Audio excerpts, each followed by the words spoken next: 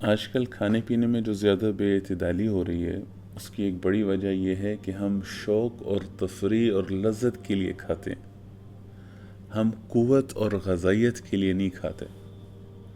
حالانکہ کھانے پینے کا بڑا مقصد تو یہ ہے کہ میں نے دن بھر کے جو کام کرنے ہیں، میں نے جو وظیفہ بندگی ادا کرنا ہے، اس کے لیے مجھے جتنی ضروری توانائی چاہیے وہ میرے پاس ہو۔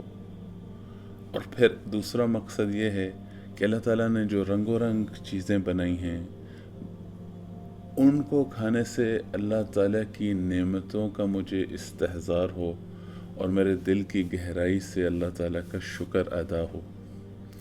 یہ معانی ہماری نظروں سے اوجھل ہو گئے۔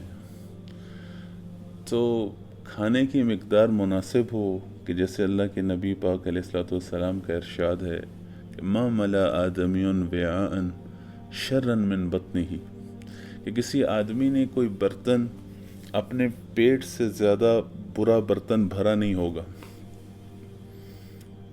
بحسب ابن آدم لقیمات یقمن صلبہ، کہ آدم کے بیٹے کے لیے چند لقمے کافی ہیں جو اس کی کمر کو سیدھا رکھیں، یعنی اس کو قوت دیں۔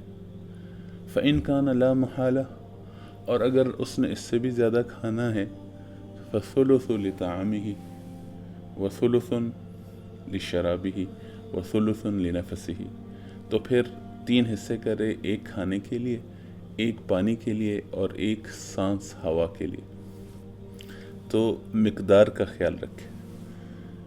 اور جہاں تک کھانے کی کوالٹی ہے، ایک بڑی خوبصورت بات کسی نے کی کہ انسان اچھی گاڑی لیتا ہے، اب تو مرسیڈیز 10 کروڑ سے بھی زیادہ کی آتی ہے، اب اس میں جب تیل ڈلوانے جاتا ہے تو ایک تیل ہے سستا والا، وہ کہتے ہیں جی اس میں کوئی گارنٹی نہیں ہے کہ گاڑی جھٹکے مارے گی یا اس کا انجن خراب ہوگا، اور ایک اعلیٰ قسم کا تیل ہے۔ تو اتنی مہنگی گاڑی والا کبھی بھی سستا تیل نہیں ڈلوائے گا، وہ ہمیشہ اعلیٰ نوع کا تیل ایکسٹرا پیسے دے کے ڈلوائے گا کہ میری کروڑوں کی گاڑی میں سستا تیل نہیں ڈالو بھائی۔ تو اس جسم جیسی چیز اور نعمت اس کا کوئی بدل ہی نہیں ہے، اور اگر بعض بیماریاں ایسی ہیں کہ وہ خرابی ہو جائے تو وہ ٹھیک ہی نہیں ہو سکتی، گاڑی تو اور آ جائے گی، ٹھیک ہو جائے گی۔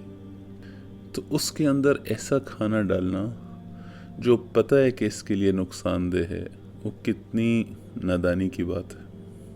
اور کھانے کے خیال رکھنے سے کیا کیا فائدے حاصل ہوتے ہیں۔ امام القرطبی ہیں جن کی مشہور تفسیر ہے قرآن شریف کی، انہوں نے آج سے 800 سال پہلے لکھا، 5 فائدے لکھے انہوں نے۔ کہا کہ وہ آدمی جو کھانے پینے میں مقدار کا اور جو وہ کھا رہا ہے اس کا خیال رکھے گا، اس کو 5 فائدے حاصل ہوں گے۔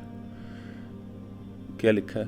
اصح جسمن، کہ اس کا جسم ٹھیک رہے گا، اجود حفظاً، اس کا حافظہ بڑا قوی ہوگا، اذکیٰ فہماً، وہ بڑا ذہین فطین ہوگا کہ اس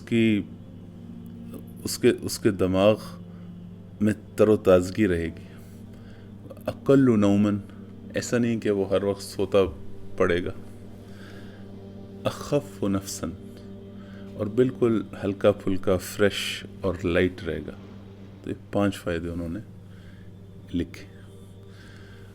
اور اقبال نے تو کیا خوبصورت شعر کا،